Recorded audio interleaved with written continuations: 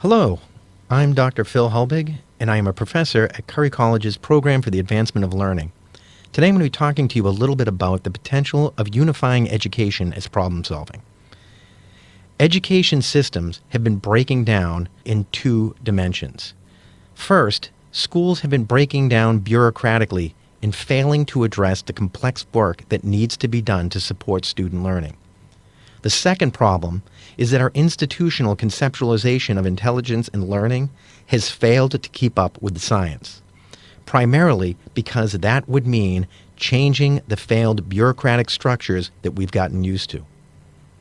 The solution to this problem is to quite literally build an education system based off the science of problem solving, one that understands intelligence as a developmental specialization in an individual's ability to problem solve. Problem solving is a natural process, but by directly teaching individuals to investigate their problem solving abilities, educational experiences can be tailored to a student's specific situation, offering direct support to the differences in learning and culture that would otherwise impact their development. Problem solving could form a core educational routine by fostering problem-solving relationships between learners and supporting collaborative structures between students, teachers, and administrators. Such a metacognitive problem-solving approach would build stronger educational institutions. This approach would solve some of the capacity issues that many schools face. It is a few simple steps that form a cyclical process that we already use naturally. So there is not the full appreciation of how important these steps are to learning and development, or how they form a recursive mode of interaction that an educational structure can be constructed around. Particularly in American education, there are some deep cultural problems that affect school systems everywhere. The solution I am going to be proposing is going to seem, in comparison to these problems, very small. But that is because the solution is a natural and fundamental part of our learning experience. It's part of every person, regardless of their race, culture, creed, or biology. And here it is.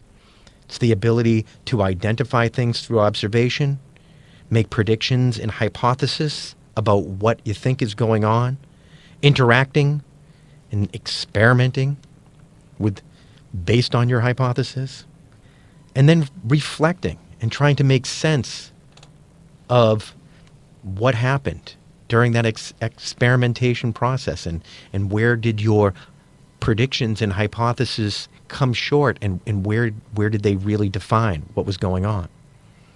I'm going to suggest this is the key to a strong education system, and the key to rebuilding our education systems from the bottom up in a way that would effectively address most of the large-scale problems that educational institutions face.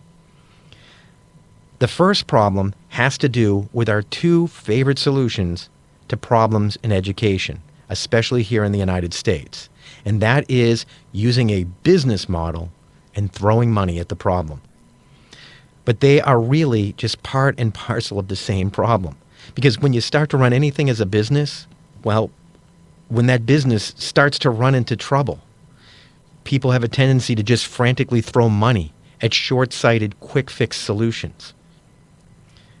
But if you are paying people to do the wrong things, then what they're doing is not going to help the situation any. And in education, we're not talking about a product like disposable diapers that can just be thrown away if there was a problem at the end of the manufacturing process. We are talking about people's lives. And a person's whole life can be damaged by mistakes that we make in the education process. Sadly, people will work forever at something, even if they know it's a bad idea, as long as they're getting paid to do it.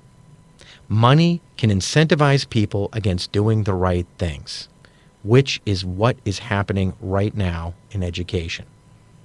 And in America, we've spent a lot of money on a lot of things. that actually do not improve learning at all.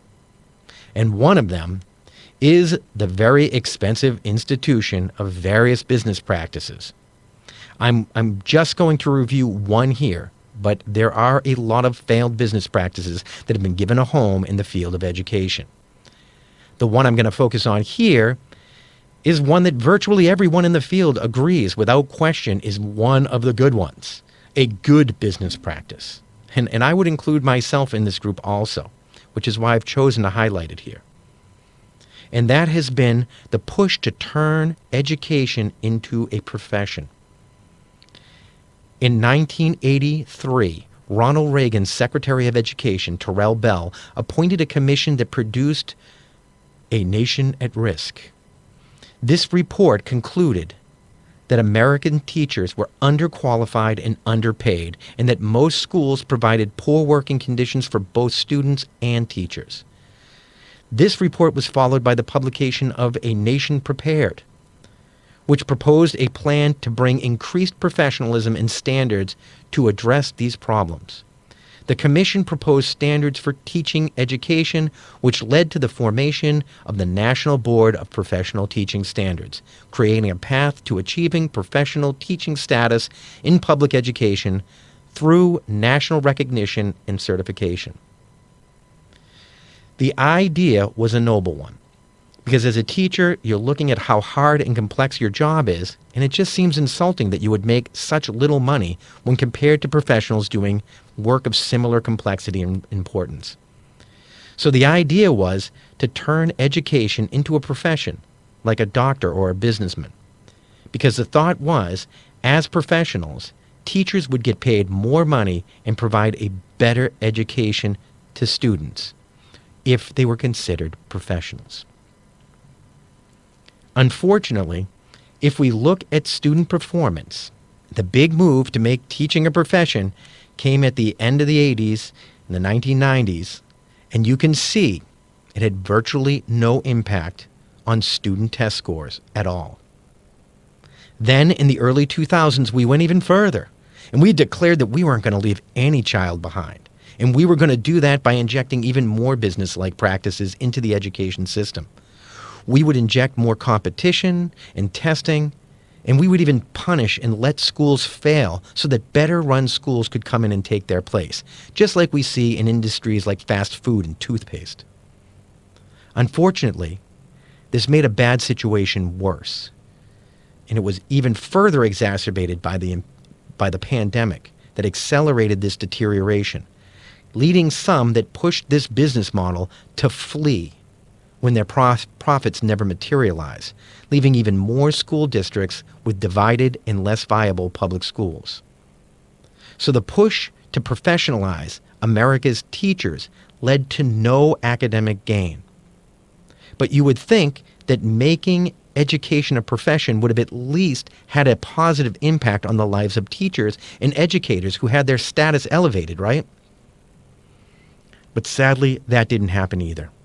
Today, we have far more well-trained teaching professionals than ever before, but instead of making more money, the average teacher today is even more financially insecure than ever, with many leaving the career because they cannot find a job that will even cover the expense of the student loans that they were required to take out to enter the profession. The one metric that continues to rise is spending. And ironically, educational spending has become the battle cry for those who want to double down on importing even more business-like practices into education, because they feel that that would get spending under control, despite 4 decades of data to the contrary. So this graph right here absolutely refutes the effectiveness of America's 2 favorite educational interventions, and strongly suggests that there is something more fundamental going awry in our implementation of education. And that fundamental problem is that we are wrong about intelligence. We are wrong about what intelligence is, and we are wrong about its significance.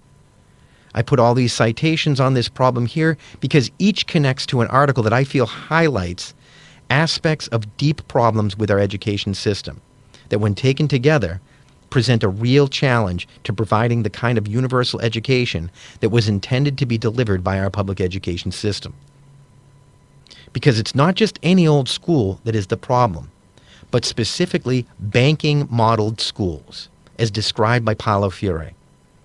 These are schools that have the bureaucratic structure of a bank, and there are a lot of them. And when these kinds of schools use a medical model to conceptualize intelligence, many of our society's worst habits of mind are allowed to manifest themselves in our education system. And worse than this, it distorts our ability to actually support one another or even place value on certain humans. But the science no longer supports what I would call this banking model of intelligence, this belief that intelligence is biologically inbred, and some just have more intelligence in their mental banks than others. But this view, I believe, is no longer supported by the science. And if you really want to do a deep dive of it, you can take a look at my book, The Pedagogy of Self-Authorship, which was just released by Springer Nature. But there is overwhelming evidence that intelligence is an interaction with the environment that can be perceived, valued, and even distorted. When I work with students, I often ask them if they think that they're intelligent. Now, I work primarily with neurologically unique people, and I'll tell you it's really depressing how many of them answer in the negative about their own intelligence. But regardless of what they say, I tell them that they're wrong. I say, no, you're not intelligent, or no, you're not a moron. Which actually, fun fact about the word moron. Moron is an invented word. It was invented in 1910 by psychologist Henry H. Goddard as a diagnostic term to describe poor performance on an intelligence test. So at one time, you could have been diagnosed a moron or even an idiot because these were clinical terms. And the field was just shocked when these diagnostic categories started getting used as insults. It got so bad that they decided that they would need to change moron to something that sounded, a little bit more clinical and scientific. A word that would capture what they actually felt was going on. Because moron, well, that suggests a person that's incapable of learning. And they didn't mean no learning. They meant slow learning, like a chemical reaction with a retardant in it. So by the time you got to the 1980s, we were all calling each other, special. Which, interestingly, out of all the labels that we throw around, is the one that I find most offensive. But the problem isn't with the word. The problem is with the intended meaning and the behavior that the word inspires. But intelligence exists outside of you. It is an interaction between your biology, your history, and your environment. If your environment, your history, and your biology come into alignment, you'll be perceived as intelligent. The problem is when these three things come out of alignment or they get into each other's way. And this is where metacognition comes in, because through metacognition, we have the ability to perceive these three factors and how they align and how we can actually mediate their interaction when they do not align. Not just for ourselves, but for other people.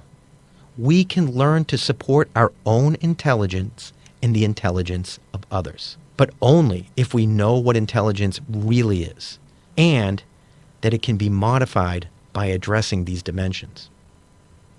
Intelligence can be likened to a rainbow, which is an idea that comes from Riccardo Manzotti. To see a rainbow, you really need three factors to align. You need your biology to be able to perceive color and distance, but you also need the environmental conditions to be just right. You need that rain cloud to be in front of you and the sun at your back. And everything needs to be positioned at just the right angle. Without these conditions, you will not perceive the rainbow. It's not just biology. It's a series of alignments. And intelligence is the same kind of thing. Only along with the environment and biology, you need your history to also be in alignment. Now, I'm not suggesting that there is nothing to intelligence or that it's some kind of illusion and doesn't really exist. In fact, I would like to suggest that they are actually similar phenomenon in this way. They are examples of higher level perceptual phenomenon that emerge from what seem like unconnected physical phenomenon. And if you are really thinking about it, there is in fact information contained in a rainbow. Information that has informed our understanding of light and optics. And I would suggest to you that there's way more information contained in perceptions of intelligence than perceptions of a rainbow.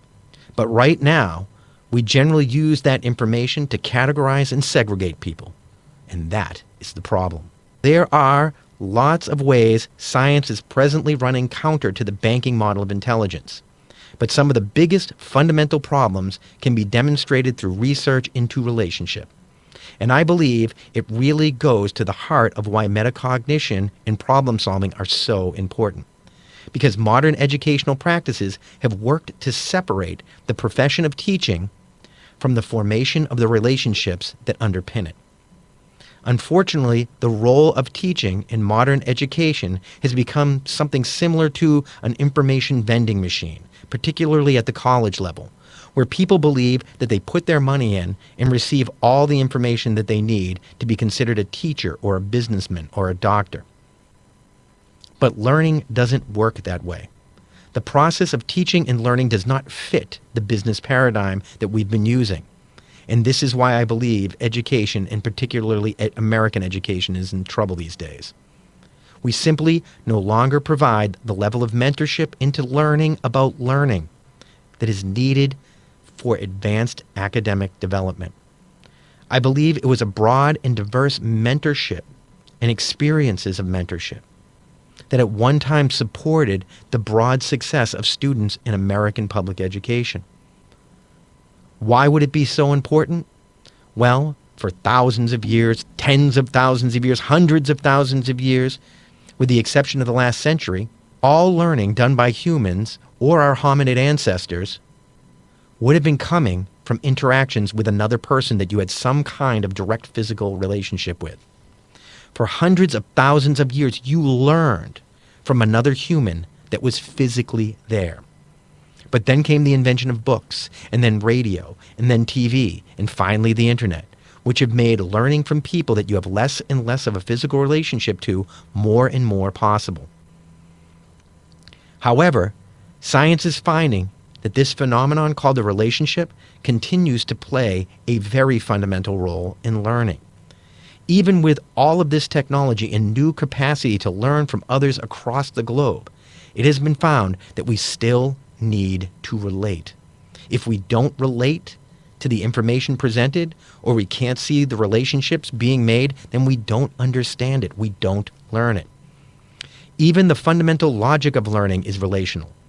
Understanding can be thought of as the ability to see certain abstract relationships, particularly those that exist at a higher level of complexity, because it is precisely the ability to take in and accommodate different relationships that allows for understanding to manifest. In fact, identifying certain kinds of relationship is all computers are really good at. But human understanding, it seems to grow out of these relationships, which is why so many believe that we are close to producing a functioning general artificial intelligence. But what seems to be more happening is that this advancement is just really clarifying the big differences between computational intelligence and our own intelligence. It's really focusing us in on the fact that classic Newtonian physics cannot explain learning or consciousness. What we thought we knew about the brain and learning is starting to crumble. For example, we found that we have specific brain cells that respond only to images of your grandmother. These are called grandmother cells. And they don't just respond to one picture, but all pictures of your grandmother, regardless of how she's posed or if something's obscuring the image. Now, cells should only store binary bits of information according to Bayesian conceptions of neural processing. So basically that means it's just a yes or no function, not whole categories like this. And these researchers actually went on to find specific nerve cells that could identify Jennifer Anderson in much the same way, as well as whole character categories like the Jedi from Star Wars. This is way more information processing than a single cell should be able to do. But it gets worse, because there are also cells called mirror neurons that fire in synchrony with the neurons in another person's head. but only when they are paying attention and that the other person is teaching or demonstrating something. Now, how does an individual brain cell know when and how to do something like that? There is increasing reason to believe that the neurological peculiarities, like this uncommon effectiveness of relationship in learning and education, may be the result of the brain's ability to exploit phenomena connected to the fine-grained structure of the universe through subcellular structures that are even smaller than the synapse. It's been hypothesized by Roger Penrose that our neurons may in fact be exploiting a physical property called quantum entanglement. Now, I'm not going to get too deep into it here, but suffice to say, entanglement is a natural physical process that allows for information transfer to occur at the smallest scales if a relationship is present. Alan Aspect, John Clauser, and Anton Ziegler just won the Nobel Prize for demonstrating that this is what is occurring. Put simply, physicists have found that you can take two particles, get them to form a relationship with each other, and now they have the ability to send a message using their behavior, their spin, to affect the behavior of the other particle. Notice we have diverse data sets here coming from lots of different domains, suggesting that this concept of relationship is important. And I am suggesting that relationships are important to learning at every level, from a fundamental physical level to an essential social level. Every way you look at the problem of learning, you are making or using or developing a relationship. Education is not a business. It is a relationship. And students who do not learn how to forge and sustain learning relationships with others suffer. I believe the solution is mentorship and metacognition, or learning to learn. An education where you work with another person on not just how you do it, but how you do it. I would suggest to you that one of the reasons education systems are failing right now is a lack of consistent metacognitive mentorship for all students. In fact, students are less likely to experience any kind of mentorship today in America because there are just fewer intact homes, and home would have been the location where most students would have been historically mentored in this way. And perhaps even more importantly, the family would have been the place that gave them their first opportunities to mentor another person. Today, parents are away more hours at work. They're often divorced, traumatized. And in the past, people would have had a lot more brothers and sisters and cousins and aunts and uncles and grandparents to fill that mentorship role. But now not so much. At this same time, many have seen the contraction of their school budgets, the pandemic, and just an increase in conflict in society generally, close clubs, organizations, and other leadership opportunities for young people outside the family, leaving students with even fewer opportunities to learn the craft of mentoring, which I believe is having a knock-off effect on academic performance more generally. And perhaps worse than this, at all levels and at all times, everyone is being called away from real, genuine human relationship by the siren song of their screens. So mentorship and metacognition, or learning to learn, is important. But how do you do that? Well, the answer is problem solving. An open-ended problem solving that some might find stressful, because there's no guarantee that you won't make a mistake or be confronted with a problem that you've never been confronted with before. But this is actually a good thing. As they say, it's a feature, not a bug, of the pedagogy. How you deal with ambiguity is, in a sense, even more important to teaching than the answer to any one given problem. This is because it covers an entire class of problems, the class of problems that is most difficult to confront because they don't have clear answers. Most people don't even realize that there is, in fact, a way to reason through complex and ambiguous problems. And this brings me to the most important and surprising result in my research, which is that the basic approach to problem solving turns out to be surprisingly universal among humans. It turns out our greatest scientists essentially use the same process of problem solving as children. They develop theories through observation, identification, they make predictions about what they think is going to happen, and then they interact with it and make sense of what actually happened. In fact, the first person to describe the steps of the modern scientific method surprisingly was not a medieval or Renaissance philosopher. It was the American educator John Dewey, who made these discoveries while studying the problem-solving behavior of children. The big idea here is the basic structure of the problem-solving process can also serve as a basic institutional structure. This is the fundamental structure that we are trying to get ourselves to use when approaching a problem as individuals. It should also be the fundamental structure that we use when we work together with another person when we approach a problem. And this is where that metacognitive mentorship and learning to learn becomes part of a fundamental educational practice. But this practice can also be used to structure groups, committees, and administrative practices.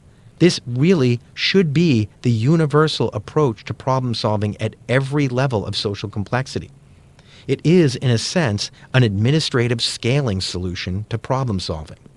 But in the field of education, it's more than that. It is quite literally the natural steps of the process of learning that drive our development and promotes the academic integrity that we have been charged as teachers to foster in our students.